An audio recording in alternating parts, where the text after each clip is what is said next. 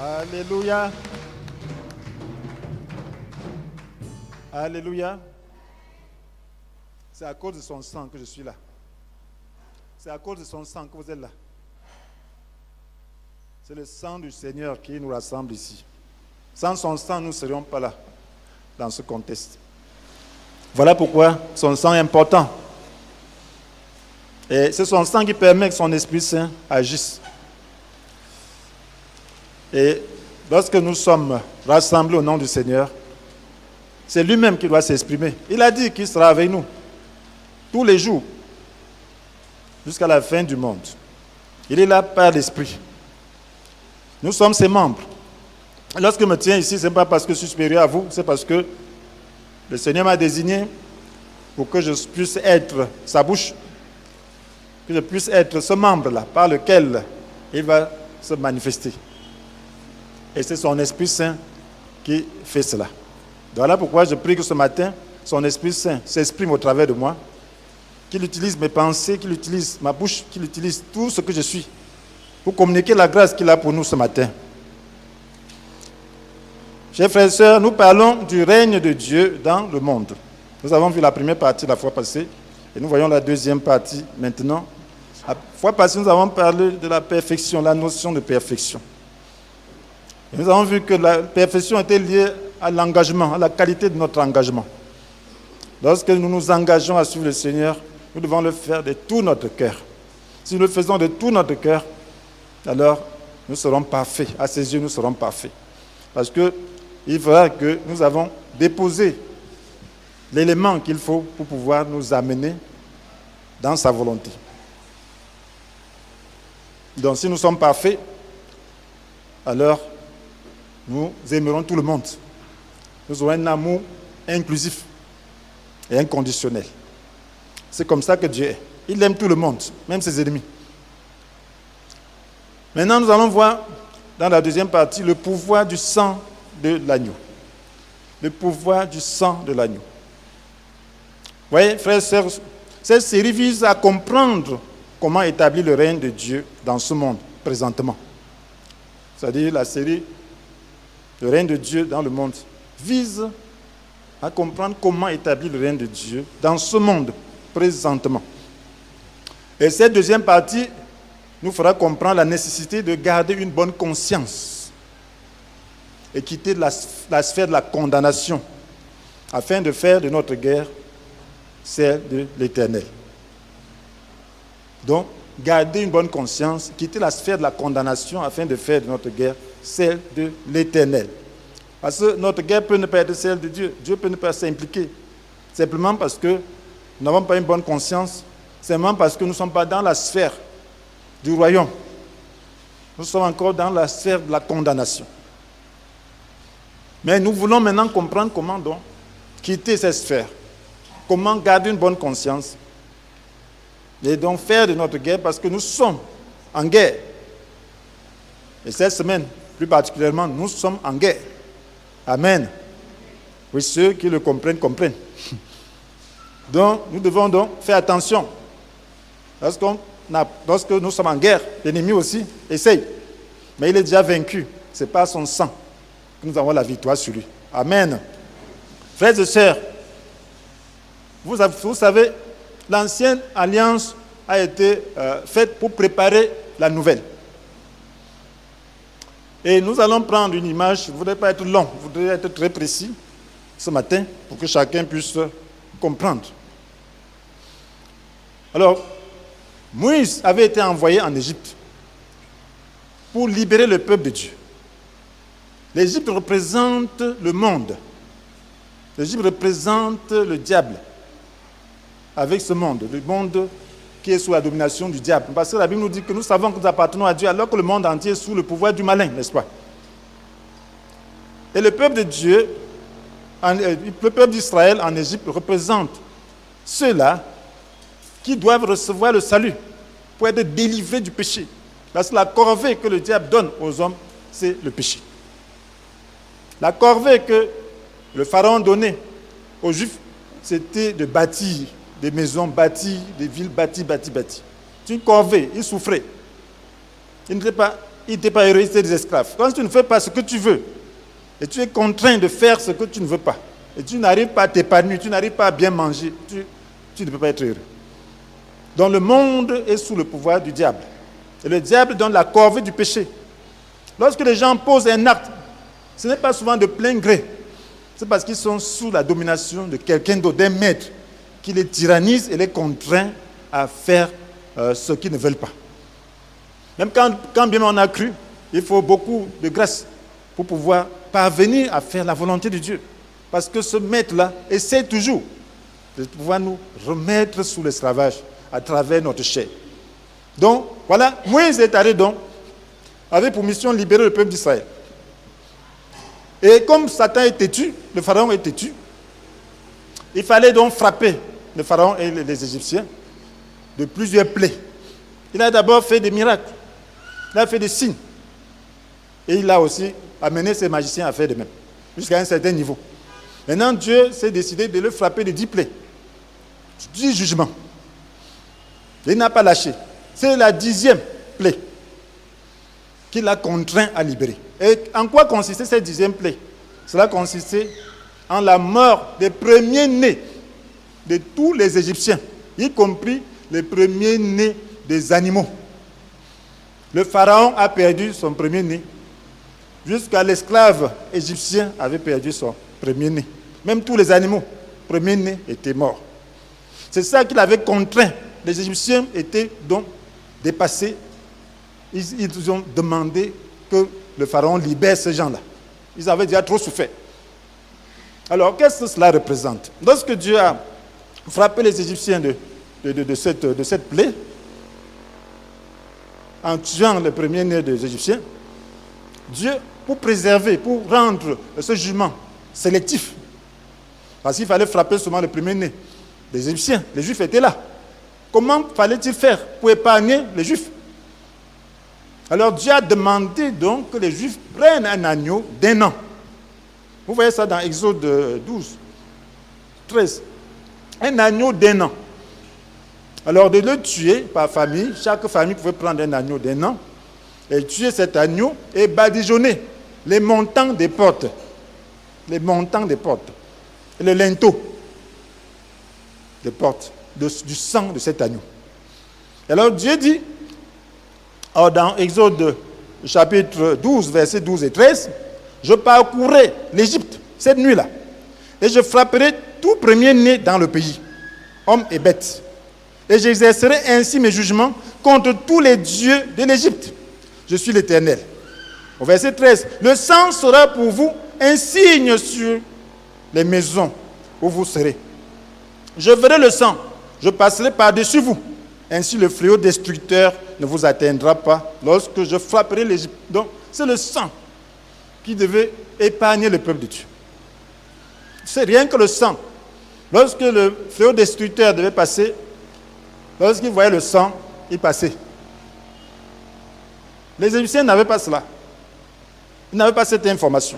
Les Juifs, ils ont fait cela. Alors, voilà comment les Juifs ont été épargnés. Donc les Juifs ont été sauvés à travers le sang d'un agneau. Et lorsque Jean-Baptiste, voyant Jésus, dit de lui que voilà l'agneau de Dieu qui ôte le péché du monde. Est-ce que vous ne voyez pas cet agneau-là? Amen. Vous savez que c'est le péché qui fait le jugement. C'est à cause du péché que le monde est condamné. C'est à cause du péché que Dieu enverra les gens en enfer. Mais Jésus ôte. C'est à cause de l'obstination des Égyptiens, du pharaon. C'est à cause de son incrédulité, c'est à cause de son péché que Dieu a frappé les premiers-nés. Et il a épargné les Juifs à cause du sang. Donc en principe, il y a un principe dans le sang. On peut tirer le principe à partir de ce phénomène, de ce qui s'était passé en Égypte là.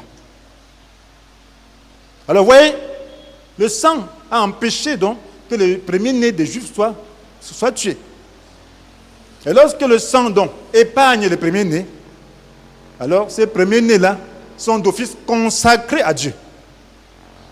Amen. C'est ce que Dieu a dit. Il a dit que tout premier-né devait lui être créé. Pourquoi? Parce qu'en réalité, ces premiers-nés-là devaient être tués. Et c'est le sang. Le sang parle de l'appartenance. Le sang veut dire que ces personnes-là méritent d'être frappées. Mais je les prends pour moi. Et ils ne seront pas frappés. C'est ce que veut dire le sang. Le sang de l'agneau voulait dire que l'agneau est frappé à la place des premiers-nés. Et parce que ces premiers-nés m'appartiennent, ne sont pas frappés, je les ai épargnés pour moi-même. Et pour ces raisons, ils ne seront pas frappés.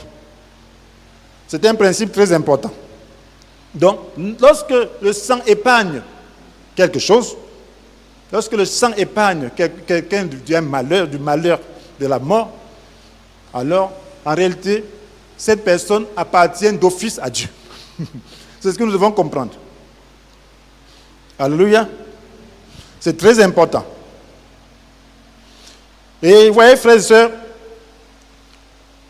le Seigneur nous dit, c'est le verset dans Exode 2.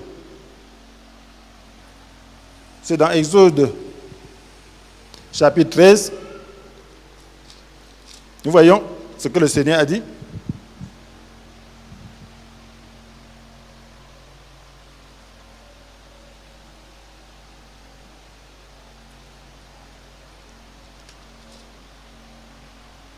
Au verset 2, « Consacre-moi tout premier-né qui naîtra parmi les Israélites, qu'il s'agisse d'un garçon ou d'un animal.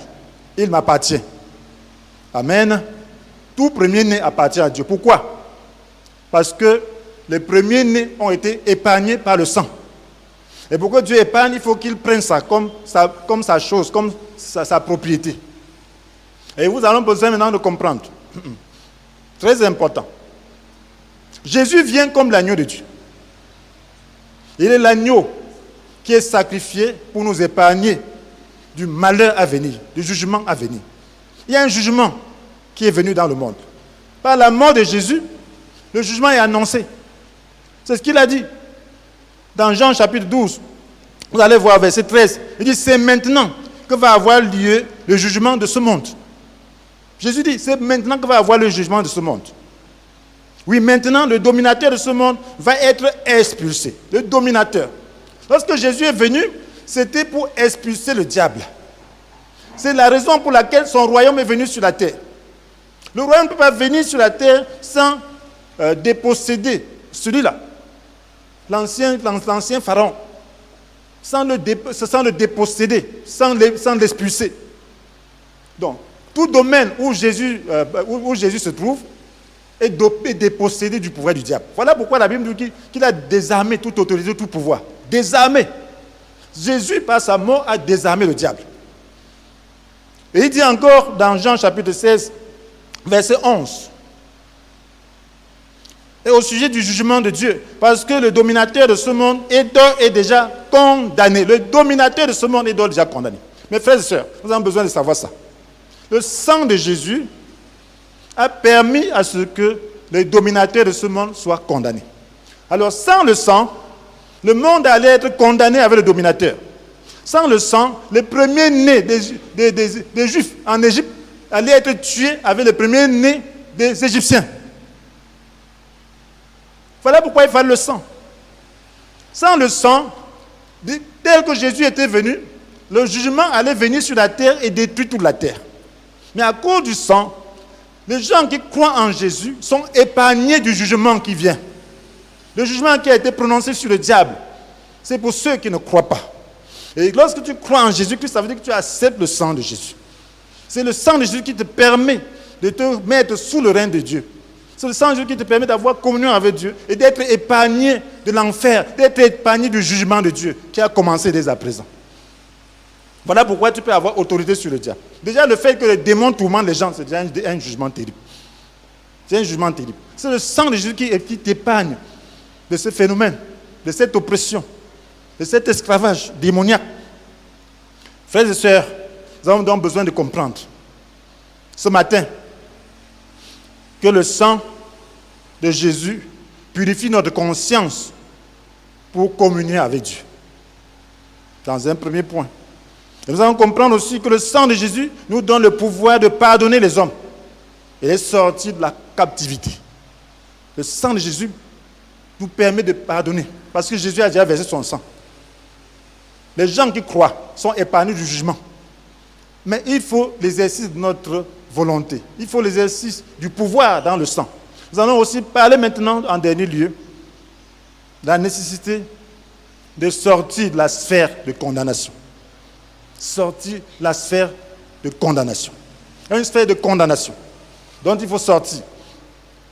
Donc le sang de Jésus purifie notre conscience pour pouvoir communier avec Dieu. Frères et sœurs, une bonne conscience est importante pour la communion avec Dieu. Sans la bonne conscience, on n'a pas de communion. L'homme est condamné dans sa conscience. Et lorsque tu es condamné, tu es condamné. La Bible nous dit, frères et sœurs, dans Jean chapitre 1, Jean chapitre 3, verset 21, mes chers amis, si notre cœur ne nous condamne pas, nous sommes pleins d'assurance devant Dieu. 1 Jean chapitre 3, verset 21. Si notre cœur ne nous condamne pas, nous sommes pleins d'assurance devant Dieu. Mais s'il nous condamne, la Bible dit que Dieu est plus grand que notre cœur. Alors nous ne pouvons pas avoir l'assurance. Et nos prières ne peuvent pas être exaucées. Nous ne pouvons pas avoir communion. Et nous ne pourrons pas avoir l'autorité sur le diable. Parce qu'on a l'autorité sur le diable que par cette bonne conscience, qu'on n'appartient pas à son règne, qu'on ne fait pas partie de lui. Si tu fais partie de son domaine, ça veut dire que c'est lui qui a autorité sur toi. Donc il faut que tu puisses avoir la bonne conscience que tu fais partie de son domaine, donc tu fais partie du domaine du royaume, tu appartiens à Dieu. C'est ça qui te donne l'autorité sur le diable. Maintenant, alors il faut avoir la bonne conscience. Et cette bonne conscience se fait comment? Nous avons vu que le sang consacre de fait tous ceux qui sont épargnés du jugement à Dieu. Amen. Cela veut dire que si tu as accepté Jésus, cela veut dire que tu as accepté d'être consacré à Dieu. Amen. Tu as accepté d'être consacré. On parle de croyants consacrés, de croyants non consacrés. Il n'y a pas de croyants non consacrés. Un croyant non consacré n'est pas un croyant. Oui, un croyant non consacré n'est pas un croyant. Parce qu'en réalité, le sang, si tu as été épargné, ça veut dire que tu es consacré à Dieu. Tu ne t'appartiens pas. La Bible nous dit dans 2 Corinthiens chapitre 5, verset 15, qu'il est mort pour tous, afin que ceux qui vivent ne vivent plus pour eux-mêmes, mais pour celui qui est mort à leur place et ressuscité pour eux. Donc il est mort pour toi, pour que tu ne vives plus pour toi-même. Donc ça veut dire que tu es consacré d'office. Et si tu n'es pas consacré, ça veut dire qu'en réalité, tu auras des problèmes. Tu auras des problèmes avec Dieu. Parce que si tu vas chercher à faire ce qu'il a prévu pour toi, il ne pourra pas. Alors tu vas laisser une partie de toi-même être tabassé par le diable, une autre partie être bénie par Dieu. Non. Donc d'office, tu dois être consacré. Maintenant, si tu es consacré, ça veut dire que tu as accepté de faire toute la volonté de Dieu. C'est ce qu'on parlait donc de l'engagement, de la perfection dans son engagement. Mon frère, lorsque tu crois en Dieu, ne dis pas je vais essayer. Si tu essaies, tu n'es pas encore cru. Alléluia. Crois. Arrive à dire crois. Croire ne veut pas dire que tu peux déjà faire tout ce que Dieu te demande de faire. Mais c'est ton engagement, c'est ton attitude, c'est ta décision. C'est dire Seigneur, je veux te suivre, je veux faire toute ta volonté. Il y a combien d'années que j'ai dit cela? Quand j'ai cru, j'ai dit Seigneur, je vais être le meilleur. Je veux faire ce qui est possible pour un humain. Mais il m'a pris petit à petit. Ça, c'est la volonté. Tu lui donnes ta volonté. Ça veut dire que tu t'engages. Tu es prêt à faire tout le chemin. Mais ça ne veut pas dire que j'étais parfait. Dans mes actes, il m'a amené doucement, doucement. Mais devant lui, j'étais parfait. Amen. Parce que j'avais déjà donné ma volonté pour qu'il me mène sur le chemin de la perfection pratique. Nous avons vu que la perfection pratique, c'est l'engagement. Voyez les premiers disciples, frères et sœurs. Voyez Pierre, Jean. Pourquoi Pierre était toujours devant? Parce que c'était quelqu'un de zélé. Il a dit à Jésus, si même s'il faut mourir pour toi, je vais mourir. Mais devant cette mort-là, il a fui, non? Amen. Mais Jésus l'aimait. Pourquoi? Parce qu'il était tout entier engagé. Et il était parfait comme ça, là. Tous les disciples ont dit aussi ça. Mais lorsque le Saint-Esprit est descendu, alors ça a fait la différence. Alors, son vœu, son souhait a été rendu manifeste. Amen. Oui, c'est la même chose. Dieu ne demande pas que tu sois capable de faire ce que tu dis là. La capacité vient de Dieu. Donc, il est souvent question d'engagement. Maintenant, si tu es ainsi engagé, Dieu te voit parfait. Mais le diable ne manquera pas de t'accuser. Lorsque tu es engagé, ça veut dire que tu ne pêches plus volontairement. Mais nous ne manquons pas de faiblesse. La Bible nous dit dans 1 Jean chapitre 1, verset 7, que si nous vivons dans la lumière, tout comme lui-même est dans la lumière, nous sommes en communion les uns avec les autres. Parce que Jésus, son Fils a versé son sang, nous sommes purifiés de tout péché, n'est-ce pas? Et il dit, si nous prétendons n'être coupables d'aucun péché, nous vivons dans l'illusion. Amen. Donc ça veut dire que malgré ton engagement, tu ne peux pas dire que tu es parfait dans tes actes. Ce n'est pas possible. Tant que tu possèdes chair. Mais parce que tu es engagé, le sang de Jésus purifie tes imperfections. Et lorsque tu vas devant Dieu, ce n'est pas avec ta justice, tu vas avec le sang de Jésus. Lorsque le destructeur est passé, il voyait seulement le sang, il passait. Donc lorsque le sang de Jésus est vu dans ta vie, il passe. Ta conscience doit être imbibée du sang de Jésus. Et si ta conscience est imbibée du sang de Jésus, ça veut dire que tu vis dans une transparence avec Dieu. Alléluia. Tu dois être transparent avec Dieu. Parce que la Bible dit, si nous reconnaissons nos péchés, il est fidèle et juste. Par conséquent, il nous pardonnera nos péchés, il nous purifiera de tout le mal que nous avons commis. Donc, ça veut dire que si tu arrives que tu tombes, sois transparent. Amen. Reconnais devant Dieu que j'ai péché. Il va te purifier. Et cette purification va te permettre donc d'entrer dans sa présence. La Bible nous dit dans Hébreux chapitre 9, verset 13, qu'en effet le sang des boucs et des taureaux avec la cendre d'une vache qu'on répand sur des personnes rituellement impures, leur rend la pureté extérieure. Amen. C'est ce qui se passait dans l'ancienne alliance. Donc le sang des boucs et des taureaux purifiait extérieurement les gens. Mais il dit, mais le Christ s'est donné lui-même, s'est offert lui-même à Dieu sous la conduite de l'Esprit éternel, comme une victime sans défaut. Amen. À combien plus forte raison, par conséquent, son sang purifiera-t-il notre conscience des œuvres qui mènent à la mort, afin que nous servions le Dieu vivant. Alléluia. À combien plus forte raison son sang purifiera-t-il notre conscience? Donc, le sang de Jésus est capable de purifier notre conscience. Et lorsque notre conscience est ainsi purifiée, nous entrons dans le lieu très saint, plein d'assurance. Si notre cœur ne nous condamne pas, nous sommes pleins d'assurance devant Dieu. Alléluia. Et la Bible nous dit, dans Hébreux chapitre 10, verset 19, nous avons la pleine liberté pour entrer dans le lieu très saint grâce au sang du sacrifice de Jésus-Christ. Alléluia. La pleine liberté. Voilà le pouvoir du sang. Donc maintenant, le diable nous accuse jour et nuit. Voilà pourquoi le sang est important. Le diable accuse les fidèles. Le diable va profiter des imperfections de ta vie. Le diable va profiter du cafouillage. Il va t'accuser de choses dont tu n'as même pas conscience. Il va chercher à te donner une mauvaise conscience, simplement parce qu'il sait que si tu as une mauvaise conscience, ta communion avec Dieu sera brisée. La Bible nous dit dans Apocalypse chapitre 12, verset 10, car l'accusateur de nos frères, celui qui jour et nuit, les a accusés devant Dieu, a été jeté hors du ciel. Ça, c'est quand Jésus va venir. Mais il nous accuse jour et nuit. Ça veut dire que le diable t'accuse, il m'accuse. Voilà pourquoi le sang est très important. Alléluia. Parce qu'ils ont vaincu grâce au sang de l'agneau. Quand les frères et sœurs s'accusent les uns les autres, c'est le diable qui est en train de parler au travers d'eux, mais ils ne savent pas. Alléluia. Oui, c'est le diable qui est en train de parler pour accuser. Et ça a un pouvoir. Ça cherche à troubler la conscience. Et si tu n'as pas le sang de Jésus, alors tu vas être brisé. Ta relation sera brisée. Tu seras inefficace. C'est ce que le diable cherche à faire. Maintenant, voilà pourquoi tu dois comprendre le pouvoir dans le sang de Jésus. Tu dois comprendre comment faire donc pour vivre dans une bonne conscience. C'est en vivant donc sur la base du sang de Jésus. Alléluia. Donc l'accusation est réelle. Très réelle. Lorsque tu fais le combat spirituel. Ceux qui font le combat spirituel, alors qu'on reconnaisse facilement la voix du diable. Lorsque tu fais le combat spirituel, à un moment donné, c'est comme si l'ennemi émet même beaucoup de gens pour pouvoir t'accuser. Vous allez voir comme certains hommes de Dieu. Tu peux être un homme de Dieu sans qu'on t'accuse. Alléluia. Oui. On t'accuse même pour rien. On t'accuse même une petite chose comme ça. Oh. Qui est juste liée à chaque nature humaine. Les gens vont prendre ça et grossir. Et faire de ça toute tout un cinéma. Ça, c'est le diable qui est en train de travailler. Là, ce n'est que le sang qui va te donner la capacité de tenir devant Dieu. Alléluia. Si tu sais que devant Dieu, tu n'as pas de problème, toi, alors tu seras, le Dieu va davantage t'élever. Maintenant, nous allons comprendre le sang de Jésus nous donne le pouvoir de pardonner les hommes et les sortir de la captivité.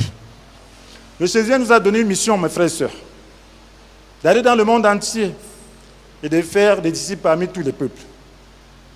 Une mission, de faire des disciples, d'apporter son règne sur la terre. Donc de sortir les gens de la captivité du péché, de l'autorité du diable, pour les placer sous son autorité.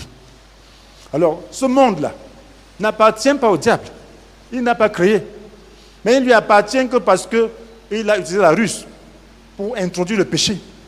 Et du fait, parce que le péché et Dieu ne vont pas ensemble, alors il est devenu donc le maître.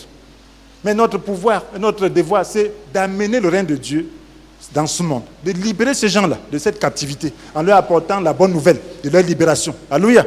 De même que Moïse avait amené la bonne nouvelle, la libération du peuple de Dieu d'Égypte.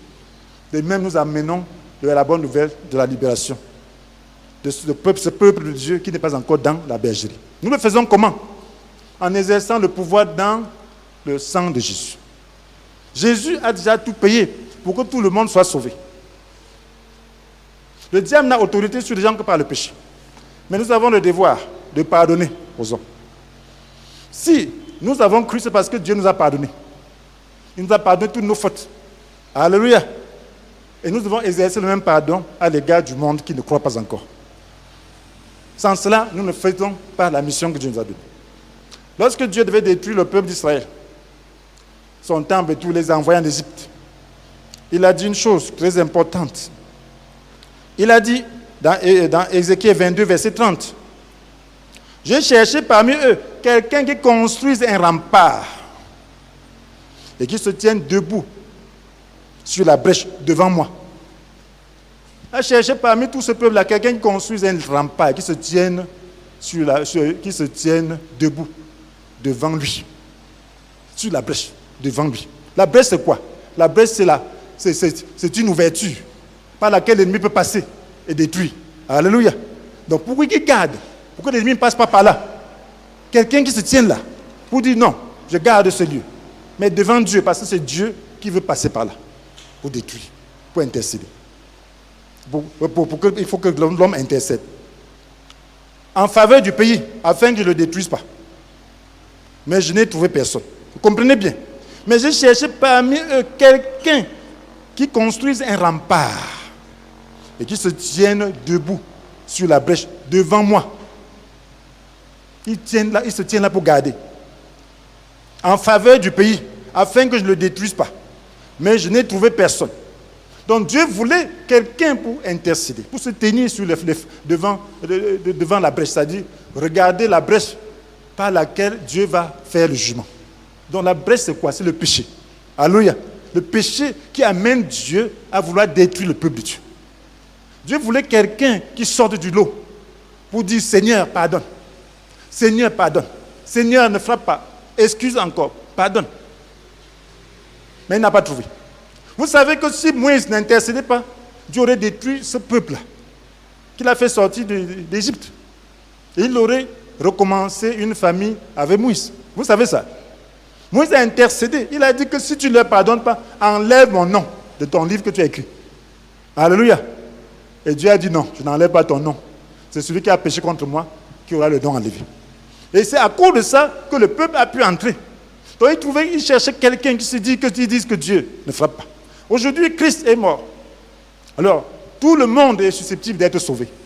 Mais Dieu veut des gens qui intercèdent. Dieu veut des gens. Nous sommes la lumière de ce monde, nous sommes le sel de la terre. Donc, Dieu veut préserver le monde des calamités, du jugement par nous. Il veut que nous puissions exercer le pouvoir du pardon dans son sang. Son sang nous donne l'autorité de pouvoir pardonner. Lorsqu'il est ressuscité, dans Jean chapitre 20, verset 22 à 23, il a dit à ses disciples, recevez l'Esprit.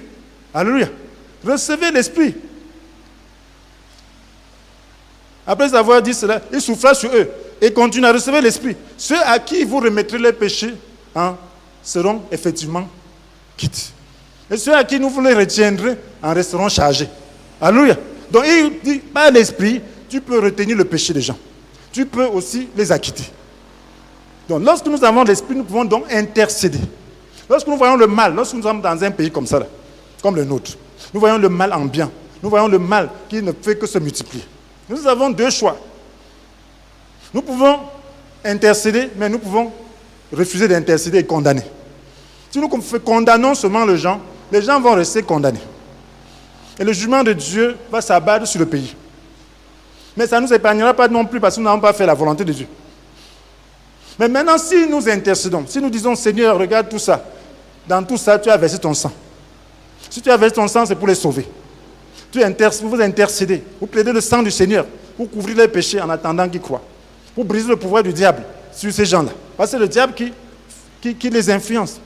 Lorsque les sorciers font toutes sortes de choses pour envoyer des démons sur les gens, c'est pour les influencer à faire le mal. Lorsque les gens incantent, c'est pour influencer les gens à faire le mal. Et donc maintenant, le sang de Jésus peut briser cela, peut arrêter ces actions et permettre que les gens reçoivent l'évangile. Lorsqu'on fait des coutumes que vous ne comprenez pas, des rites, c'est pour influencer les gens, pour les amener à faire des choses qui sont mauvaises. Mais le sang de Jésus, notre intercession doit être de dire, Seigneur, ce n'est pas le diable qui a créé ces gens. Nous plaidons le sang du Seigneur, nous pardonnons à notre pays, nous pardonnons à la population, nous pardonnons aux malfaiteurs, nous pardonnons. Et nous déclarons Satan vaincu dans leur vie. Et nous prions que l'influence de l'Esprit puisse les convaincre de péché, de justice et de jugement. Si nous faisons ce travail, Dieu sera content. Parce que Dieu ne veut pas détruire. Mais si on ne fait pas ça, il va raser. Il va détruire. Dieu voulait détruire Sodome et Gomorrhe. Mais Abraham a intercédé, non? Il a dit que si tu vois 10 justes, ne détruis pas. Amen. Et Dieu a accepté. Donc tu vas dire que Seigneur, ce pays n'a pas encore reçu l'évangile tel qu'il faut. Ce pays n'a pas connu de réveil. Seigneur ne permet pas que le mal le détruise. C'est ça le rôle, le pouvoir dans le sang. Voilà pourquoi nous pardonnons. Que ce soit dans nos familles, nous devons pardonner. Nous ne devons pas être ceux-là qui se rangent du côté de ceux qui condamnent, qui ne connaissent pas Dieu. Vous condamnez. Si tu condamnes, ils seront condamnés. Mais on doit être de ceux-là qui sortent du lot pour pardonner, pour chercher à réconcilier les gens. Parce que la destruction est réelle. Dans le travail que Dieu nous a donné. Donc le pouvoir du sang, le sang de Jésus nous apporte le pouvoir de pouvoir pardonner les gens et leur permettre de recevoir l'évangile. Alléluia. Très important, mes frères et sœurs. Maintenant, il faut quitter la sphère de la condamnation. Quelle est la sphère de la condamnation? Frères et sœurs, nous sommes des chrétiens. Nous avons commencé à parler de cela la fois passée. La Bible nous dit très clairement, dans Matthieu chapitre 7, ne condamnez pas les autres, afin de ne pas être vous-même condamné. Même si tu es chrétien, tu condamnes les autres, tu es déjà condamné. Le chrétien ne doit plus condamner. Il doit discerner et apporter la solution, mais il ne doit pas condamner. Il va condamner le mal, mais pas les individus. Il doit savoir séparer le mal des individus. Il doit condamner les actes, mais il ne doit pas condamner les personnes. Il doit se séparer. Condamner veut dire ne pas donner la possibilité de repentance. Ne pas avoir d'amour. C'est ça la condamnation. Ne condamnez pas les autres afin de ne pas être vous-même condamné. Il dit, vous serez condamné de la même manière dont vous aurez condamné les autres. Amen. Et on vous se servira de la mesure dont vous êtes servi pour mesurer les autres. Il dit, pourquoi vois-tu le grain de sciure dans l'œil de ton frère, alors que tu ne remarques pas la poutre qui est dans ton œil, qui est dans le tien? Vous savez, voilà une poudre. Hein? Voilà les images, ça veut dire une poudre. Si une poudre entre dans tes yeux, ça veut dire que tu ne pourras même plus. Mais le grain de sueur, ça peut être là. Mais tu vois, ça ne t'empêche pas de voir, n'est-ce pas? Le grain de sueur, ça veut dire comme les grains de poussière. Ça, tu continues à voir. Ça te gêne un peu, mais tu vois quand même. Mais si tu as une poutre, tu ne vois pas. Donc, c'est des images très, très fortes qui veulent véhiculer quelque chose de très, très pertinent. Nous allons comprendre. Cette année, c'est l'année de la parole de Dieu. Nous avons dit que nous devons lire la Bible. Chacun doit lire au moins une fois la Bible. C'est ce que nous avons dit. Maintenant, quand tu lis la Bible, tu vas voir des choses dedans. Il faut obéir. Alléluia. Obéir, si tu n'es pas à la mesure, dis seulement, Seigneur, je ne suis pas à la mesure, aide-moi. Maintenant, Jésus est en train de dire quelque chose de très pertinent que tu dois comprendre. Et le chrétien, si nous comprenons cela, nous allons sauver le monde. Mais lorsque je regarde la vie des chrétiens, on ne comprend pas. Mais nous avons besoin de lutter pour entrer là. Cette année, il faut qu'on entre dans cette sphère du royaume. Qu'on quitte la sphère de condamnation. Parce que si tu condamnes, tu seras condamné. Ça veut dire que tu es dans la sphère de condamnation. Pourquoi tu dois continuer à condamner, mon frère? Si tu vois, pourquoi vois-tu? Jésus veut dire que tu ne devrais pas voir. Amen. Quand tu as la peau, tu vois. Comment tu peux avoir la peau, tu vois le grain de sucre? Pour voir le vin cuit, il faut même avoir des bons yeux. Hein? Il faut avoir des bons yeux pour voir le grain de poussière. Mais toi, ça veut dire que beaucoup de choses sont des imaginations. L'accusations que les gens prononcent, c'est des imaginations. J'ai entendu ceci, et puis tu condamnes. Tu entends, tu ne sais pas que quelqu'un fabrique. Quelqu'un peut me voir une fois une chose, il interprète. J'ai vu des spécialistes d'interprétation de ce qu'ils voient. Il voit une chose, il interprète plutôt, il ne dit pas la chose qu'il a vue. Il interprète, il donne son propre message à travers cela. Il y a des spécialistes comme ça. Des gens comme ça. Il y a des gens pour qui, quand ils donnent des faits, moi je ne reçois pas. Parce que c'est l'interprétation. Moi je fais les faits. Parce que j'ai vu, ils ne disent jamais la vérité qu'ils ont vue. Ils ne disent que des interprétations pour manipuler les autres. Moi je ne reçois jamais, quand je connais telle personne, je ne reçois pas ce que la personne dit. Parce que c'est qu'elle a déjà interprété. Elle ne dira pas les choses telles qu'elles sont. Alléluia. Oui, il voit toujours à travers, parce qu'il y a la poudre dans les yeux. Il ne voit pas. Et il voit pour condamner. Mon frère, ma soeur, le Seigneur veut qu'on puisse entrer dans l'amour. Et cet amour nous permet de chercher à aider et non condamner.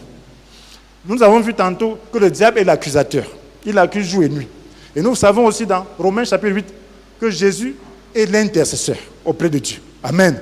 Même Jean l'a dit. Que si quelqu'un a péché, nous avons auprès du Père un avocat. Amen. Alléluia. Mais toi, tu es qui? Auprès du Père. Tu te rends du côté du diable, l'accusateur, ou du côté de l'avocat? Est-ce que tu es derrière Jésus ou derrière le diable? Si tu accuses, ça veut dire que tu es derrière le diable. Si tu défends, ça veut dire que tu es derrière Jésus. Et Jésus est là pour défendre. Cela veut dire que lorsque tu vois une faute, tu sais que la faute, si la personne persévère, sera perdue. Amen. Oui, qu'est-ce que tu fais? Ça va te briser le cœur. Tu dois te demander pourquoi telle personne fait telle faute. Et chercher à l'aider. Tu cherches à l'aider, ça veut dire que tu as de bons yeux. Tu ne chercheras pas à condamner. Tu ne chercheras pas à rapporter. La Bible nous donne même la démarche à suivre. Ça m'étonne toujours. Cette démarche des chrétiens n'arrive pas à suivre. Cette démarche se trouve dans Matthieu 18, n'est-ce pas? Que si tu veux voir ton frère, si ton frère commet un péché contre toi, qu'est-ce que tu dois faire?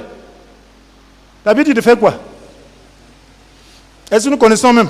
Verset 15. D'aller vers le frère, n'est-ce pas?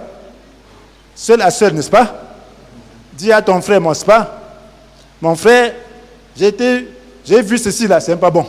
Amen. J'ai vu ceci, tu as fait poser cet acte délibéré, ceci, c'est pas bon. Si c'était ta vie, c'est pas bon. Voilà ce que la Bible dit, voilà ce que la Bible dit. Pardon, change. Alléluia. Si tu ne peux pas faire ça, ne viens pas rapporter chez quelqu'un. Ne viens pas me dire une chose que tu as vu quelqu'un faire sans aller vers cette personne-là. Alléluia. Alléluia. Désormais, n'accepterai même pas un peu. Si tu n'es pas parti vers cette personne-là, dis à cette personne que mon frère, voilà la situation. Fais comme ça. La Bible dit que si ton frère accepte, tu as gagné ton frère. S'il refuse, tu prends quelqu'un d'autre. Amen. Tu vas. Quelqu'un qui est plus mûr. Tu vas. Tu dis, voilà frère, voilà. S'il refuse, c'est là que tu peux dire à l'église. Alléluia. C'est là que tu peux dire à l'autorité. Pour qu'on voit comment faire pour aider ce frère. Ce n'est pas pour condamner. Alléluia. Peut-être tu n'as pas assez d'outils. Tu n'as pas assez de moyens. Mais ton problème, c'est quoi? Ce n'est pas de condamner le frère, mais c'est de l'aider. Peut-être l'autorité a plus de pouvoir, plus d'arguments, plus d'autorité pour briser le pouvoir du péché ou du mal dans la vie de cette personne. Et là, maintenant, l'autorité doit tout faire pour aider ces personnes. Si en ce temps-là, cette personne refuse, c'est là qu'on va dire non, tu n'as pas encore cru. Amen. Que mon frère va d'abord croire. Alléluia. Décide-toi encore. C'est ce que la Bible dit. La Bible dit pas de condamner les gens qui pêchent. La Bible dit de chercher à sauver ceux qui pêchent. Parce que si tu condamnes, tu peux être tenté par le même péché. Hein. J'ai vu des jeunes convertis condamnés, même leurs dirigeants, et sont retrouvés dans le même péché. Ils ont fait pire. Pire. Je connais des gens dans le corps, nous on a vraiment fait mille du temps dans le corps. Hein. Je connais des serviteurs aujourd'hui qui sont des vrais, je veux dire, ils sont même des sataniques aujourd'hui. Mais ils étaient dans des ministères où leur père est tombé. Au lieu de les relever, ils ont pris son péché, ils sont condamnés, ils ont commencé leur pas, ils ont été célèbres. Mais à un moment donné, ils sont entrés vraiment dans les profondeurs du diable. Et le même péché, ils l'ont fait peut-être 1000 fois plus. Voyez, frères et sœurs, c'est pour dire que toi, ne condamne pas quelqu'un. Il y a encore un dirigeant, quelqu'un qui est plus grand que toi, ne le fais pas.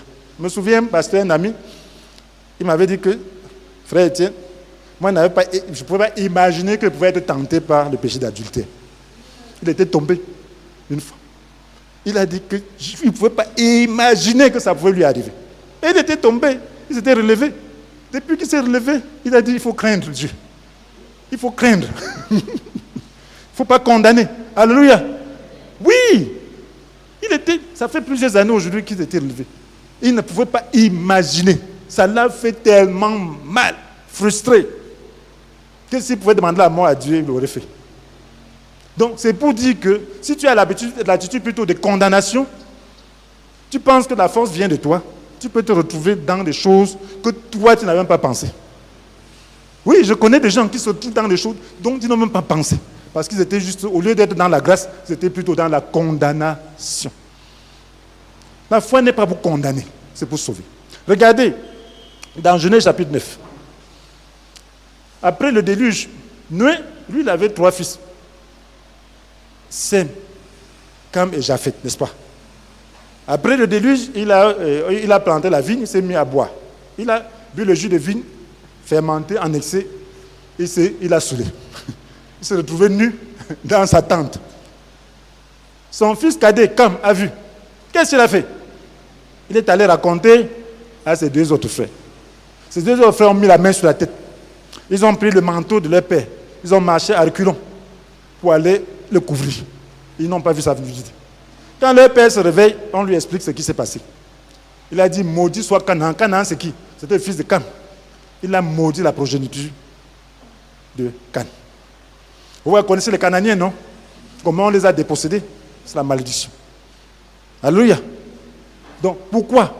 Parce qu'il a vu, au lieu de couvrir, quand tu vois, c'est un fils méchant, hein? Il va nuire son père, il va raconter à ses frères que venez voir. Au lieu de prendre le manteau et aller couvrir, parce que sachant que c'est une faute involontaire, il s'en va raconter. Mais les autres frères étaient plus sages. Mais eux aussi, au lieu de couvrir la faute de leurs jeunes frères, ils racontent à leur père. Alléluia. Qui a maudit.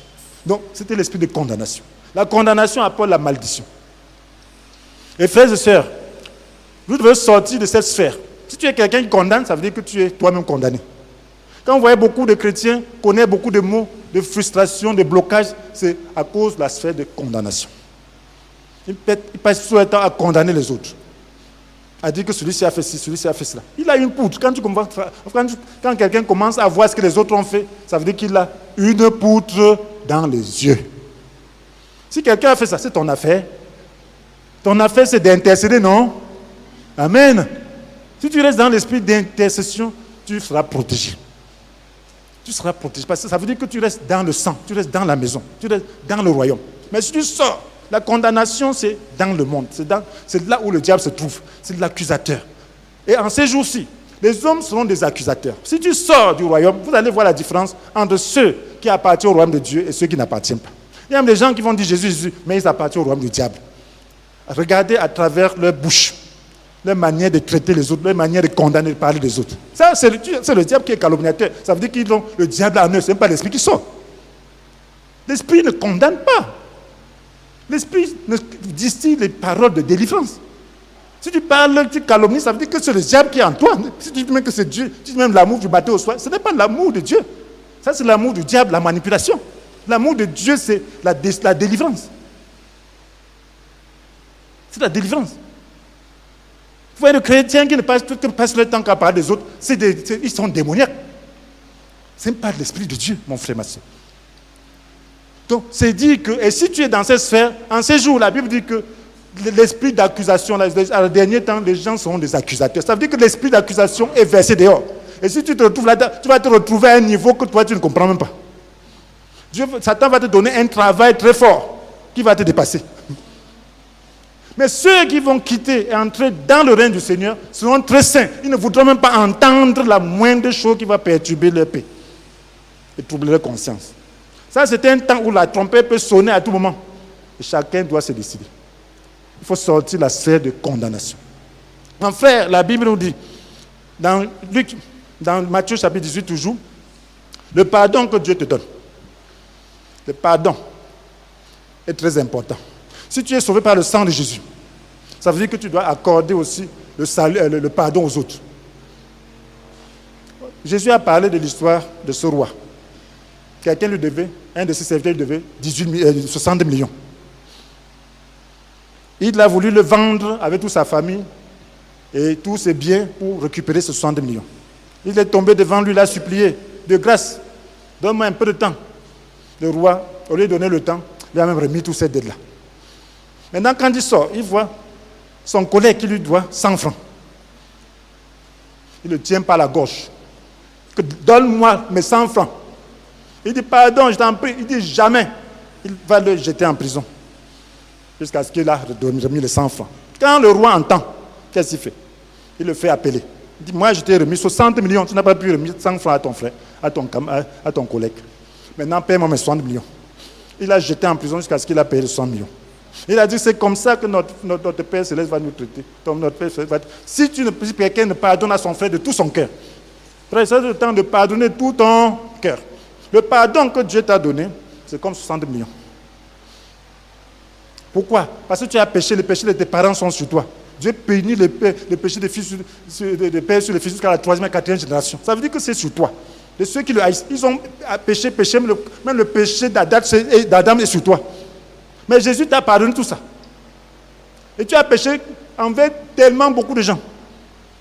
Ça peut être comparé à 60 millions que Dieu t'a donné. Maintenant, le péché que quelqu'un peut faire contre toi, c'est comme 100 francs. Alors, si tu avais la personne combien de temps pour qu'il te fasse même beaucoup de choses. Alléluia.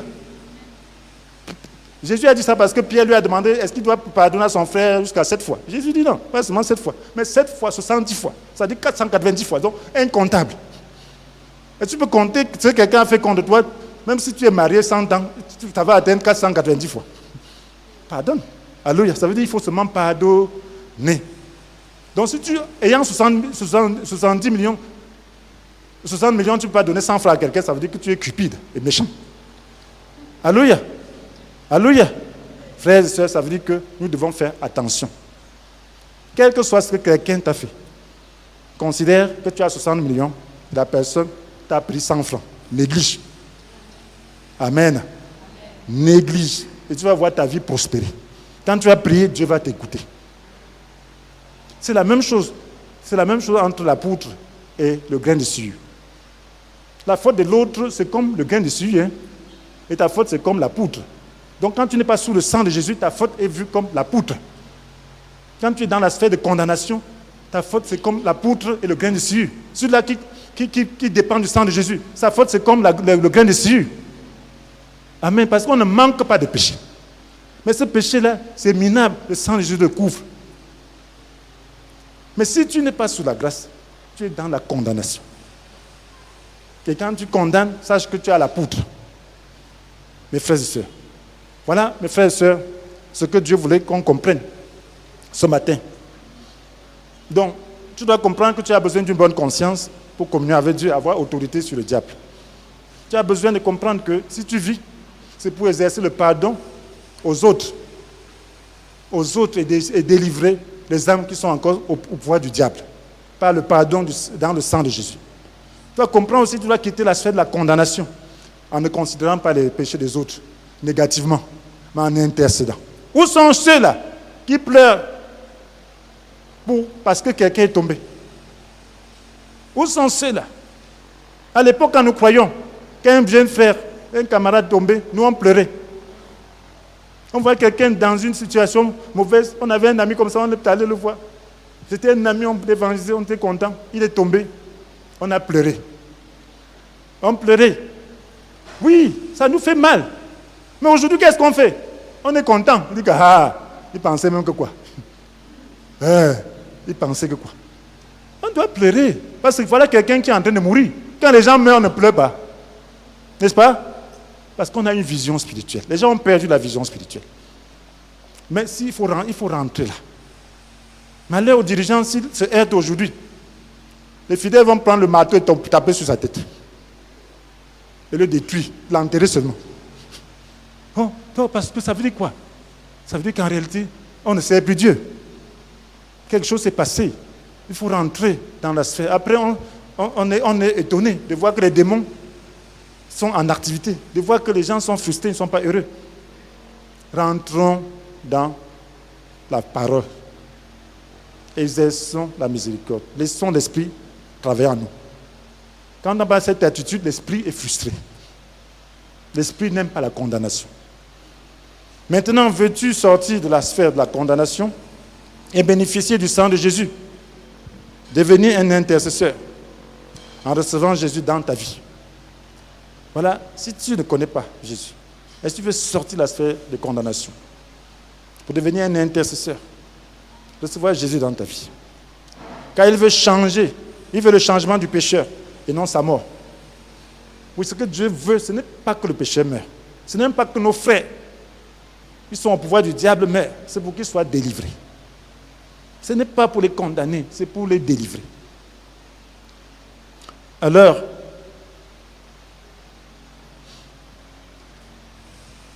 reconnais tous tes péchés devant lui pour en obtenir le pardon et la délivrance. Si tu veux maintenant vraiment t'engager sur ce chemin, tu ne l'as pas encore fait. Engage-toi, tu dois prier avec moi. Où que tu te trouves. Tu dois dire, Seigneur Jésus.